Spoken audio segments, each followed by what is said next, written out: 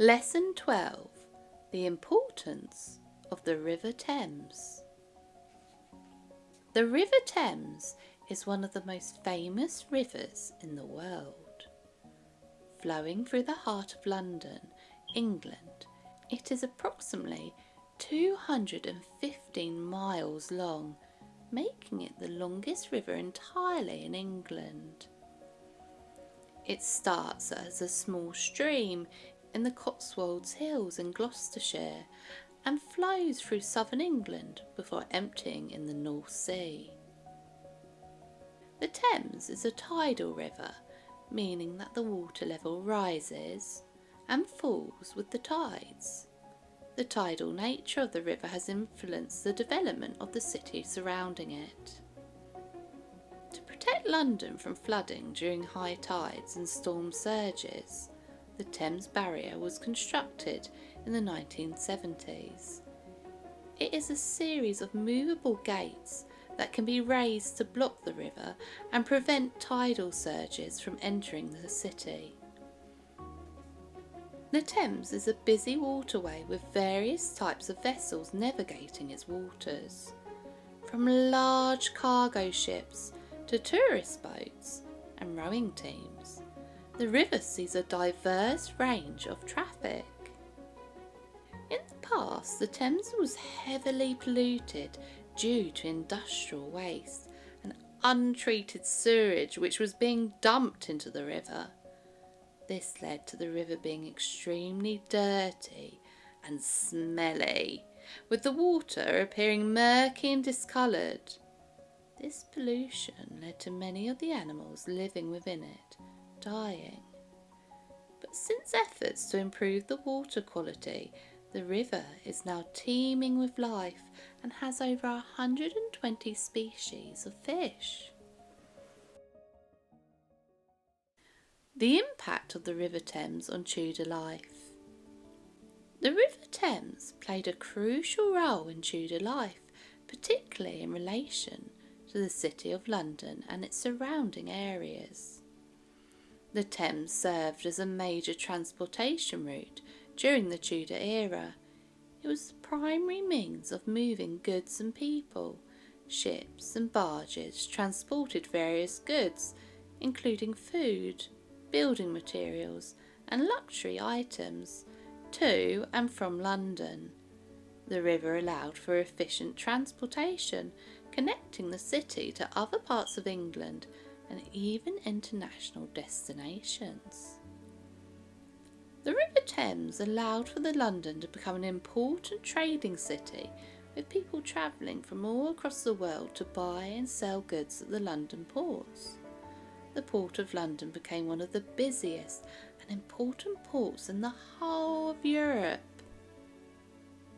Money from the taxes of sales made in the London ports went to the Crown and helped increase the wealth of the Tudor monarchs. The Thames acted as a natural defence against attack for the City of London. Further defensive structures and forts were built along the Thames's bank. The Thames had many different forms of boats and barges travelling on it during the Tudor era.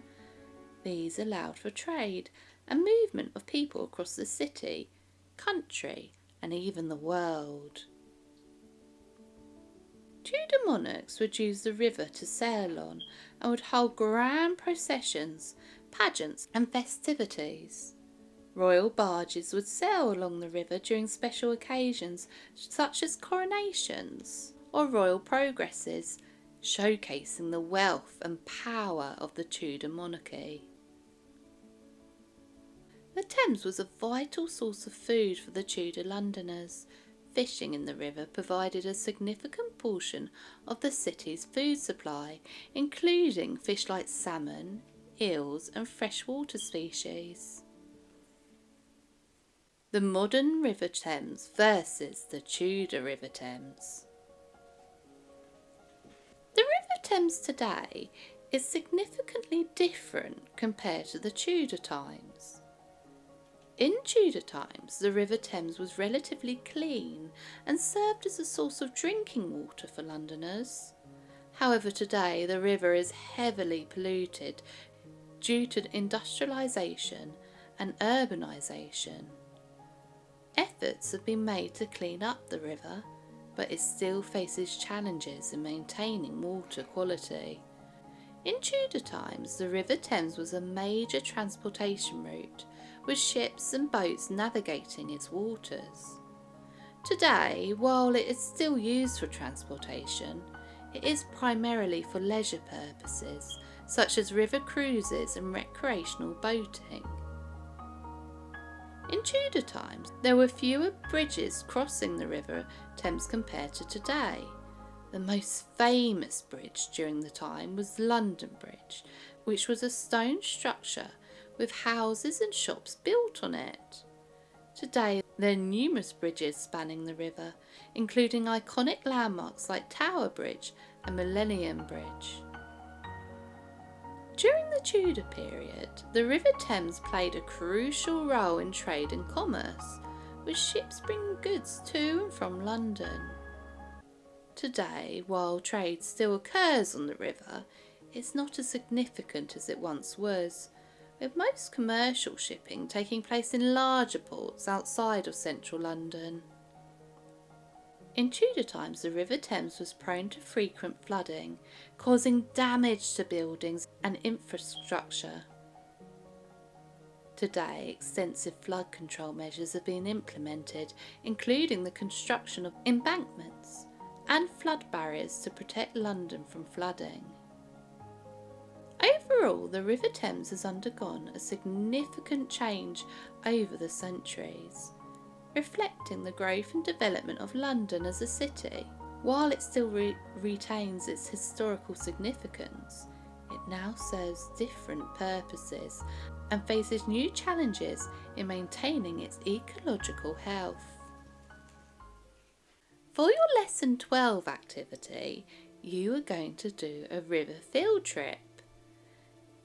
For this, you need to go to a river and observe different things, including the different river features.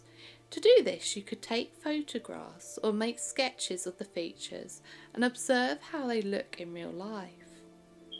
You could also see how the river changes when there's a different gradient or slopes and depths. For this, you may want to walk along the riverside, but be very careful not to get too close.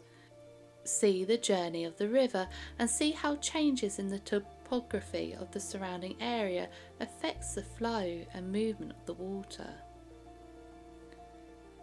In doing so, you also want to see if you can measure the speed of the river flow. You can do this by using sticks, a stopwatch, markers and a tape measure. Record a set distance between 2 points along the river, for example 200 metres, and place markers at each point. Drop a stick into the river at the first point and record how long it takes to reach the second marker. Do this several times to get an average speed. You can then repeat this at a different point in the river and see where the current is fastest. Another observation you can make on the river is life on the river. To do this, watch and observe different animal and plant life and record what you see.